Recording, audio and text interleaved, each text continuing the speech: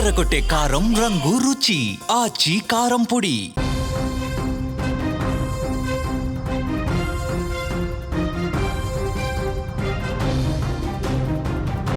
ప్రస్తుత కాలంలో వివాహేతర సంబంధాలు వావి వరుసలకు అడ్డురావు ఇవేమి అన్నట్టు తయారయ్యాయి.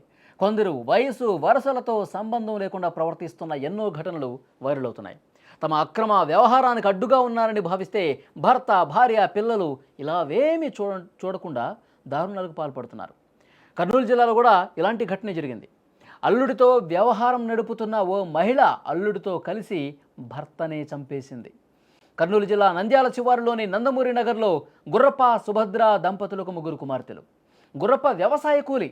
వీరి ముగ్గురు అమ్మాయిల్లో పెద్ద కూతుర్ని రుద్రవరం మండలం తూపల్లె గ్రామానికి చెందిన లింగమయ్యకిచ్చి 5 నెలల క్రితం పెళ్లి చేశారు. అయితే ఆ తర్వాత గుర్రప్ప భార్య అల్లుడితో చనువుగా ఉండటం మొదలుపెట్టింది. కొన్నాళ్లకు ఇది వివాహేతర బంధంగా మారింది. దీనిని గమనించిన గుర్రప్ప ఆమెను పలుమార్లు మందలించాడు. ఈ విషయమై దంపతుల మధ్య తరచూ గొడవలు జరిగేవి. ఈ క్రమంలో తన అక్రమ సంబంధానికి భర్త అడ్డుగా ఉన్నాడని భావించిన సుభద్ర అల్లుడితో కలిసి భర్తను చంపాలని చెప్పి ప్లాన్ చేసుకుంది. ఆ ప్లాన్ అనుకున్నదే తడు డిసెంబర్ 17వ తేదీ రాత్రి మద్యం సేవించి ఇంటికి వచ్చి నిద్రపోయాడు గుర్రప్ప. ఇది గమనించిన సుభద్ర అల్లుడికి సమాచారం ఇచ్చింది. వెంటనే అక్కడికి వచ్చాడు లింగమయ్య.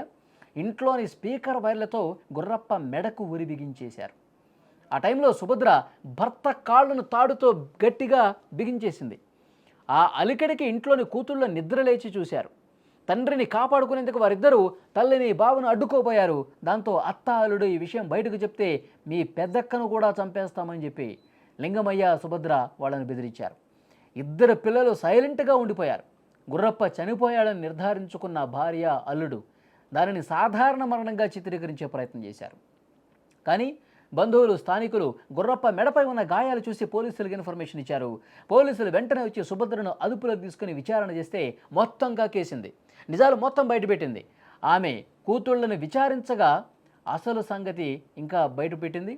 ఎందుకంటే పూర్తిగా అసలు ఏం జరిగింది, సుభద్ర ఎంత దారుణంగా భర్తను చంపాలని చెప్పి చూసింది, ఎన్ని రోజుల నుంచి వీళ్ళు ప్లాన్ వేసుకున్నారు, ఇవన్నీ కూడా పోలీసుల ఇన్వెస్టిగేషన్లో బయటపడ్డాయి. కూతుళ్ళు కూడా ఆ రోజు రాత్రి ఏం జరిగిందో పోలీసులకు చెప్పారు. ఇవన్నీ రావడంతో వీళ్ళు ఇప్పుడు కటకటాల వెనక్కి వెళ్ళిన పరిస్థితుంది.